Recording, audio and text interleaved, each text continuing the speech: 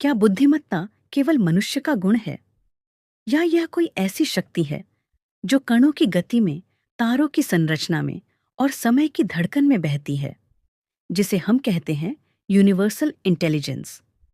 वही बुद्धि जो इलेक्ट्रॉन को नियम सिखाती है, प्रकाश को दिशा देती है और ब्रह्मांड को अराजकता से व्यवस्था तक ले आती है। यह न किसी मस्तिष्क में बंद है, न किसी भाषा की मोहताज। यह गणित में बोलती है, भौतिकी में प्रकट होती है और चेतना में स्वयं को पहचानती है। आज हम प्रश्न नहीं ढूंढेंगे, हम उस मौन को सुनेंगे जहां से हर उत्तर जन्म लेता है।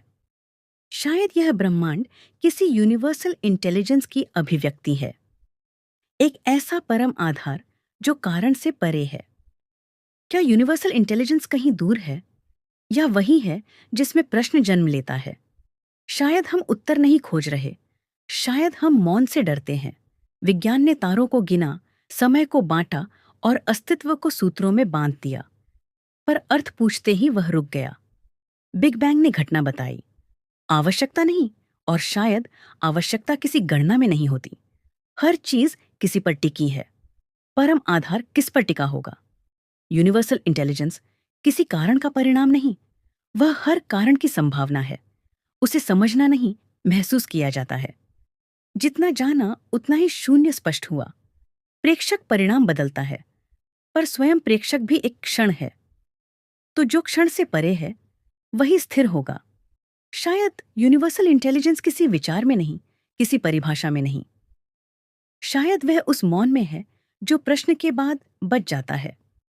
क्या क्रिएटर कहीं बाहर है या हमारे भीतर ही कोई मौन है? क्या यह सवाल उत्तर मांगता है या सिर्फ ठहराव?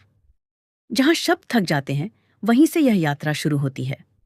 विज्ञान ने तारे गिने, कण तोड़े, समय को मोड़ा, पर हर समीकरण के बाद एक खामोशी रह गई। बिग बैंग के पहले एक शून्य था या कोई संभावना? विज्ञान बोला, इतना ही पता है, बाकी मौन है। समय कोई सीधी रेखा नहीं, वह एक बहाव है, कभी तेज कभी ठहरा हुआ। आइंस्टाइन ने कहा, समय प्रेक्षक से बदलता है, तो सोचो, अगर प्रेक्षक बदल जाए तो सृष्टि का अर्थ कितना बदल जाएगा। हर प्रभाव के पीछे एक कारण खोजा गया, पर कभी सोचा है पहला कारण किससे जन्मा? शायद आदि कारण किसी नियम का परिणाम नहीं, बल्कि हर नियम की जड़ है। वह उत्तर नहीं देता, वह मौजूद रहता है। क्वांटम फिजिक्स कहती है प्रेक्षक परिणाम बदल देता है। तो क्या सत्य स्थिर है या देखने वाले की दृष्टि में ढलता है? शायद वास्तविकता एक आईना है जो वही दिखाता है जो हम लेकर आते हैं। हमने बहुत जाना और उसी में खो गए। सबसे बड़ा भ्रम यह था कि हम सब समझ सकते हैं, और सबसे गहरी बुद्धि यह कि हम सब नहीं समझ सकते। कुछ प्रश्न उत्तर नहीं मांगते, वे विनम्रता मांगते हैं। शायद क्रिएटर कोई परिभाषा नहीं, एक अनुभूति है।